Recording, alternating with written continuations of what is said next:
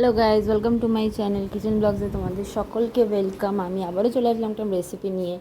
আজ আমি তোমাদের দেখাবো কুঁদরি ভাজা। কুঁদরিগুলোকে দেখো এরকম গোল গোল করে কেটে নিয়েছি।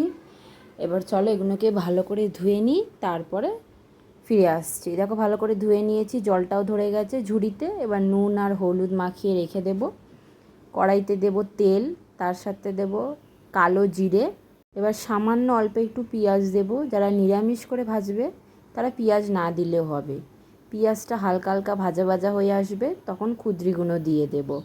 কুঁদরিগুলো দিয়ে গ্যাসের ফ্লেমটা প্রথমে হাই রাখবে, তারপরে আস্তে করে দেবে, দিয়ে খুব ভালো করে ভাজবে। তাড়াহুড়ো করে ভাজলে কিন্তু ভিতরে কাঁচা থেকে যাবে আর খুব ভালো করে ভাজা হবে না। তাই খুব সামান্য আস্তে আস্তে ভাজবে। দেখো ভাজা ভাজা হয়ে গেছে। সামান্য একটু চিনি দেবে, তোমরা চাইলে এটা নাও দিতে পারো, স্কিপ করে যেতে পারো, দিলে স্বাদটা ভালো হয়। আবারও দেখো খুব ভালো করে নেড়ে নিচ্ছি। ঢাকা দিয়ে দিয়ে ভাজতে হবে। দেখো কুঁদরি ভাজা রেডি।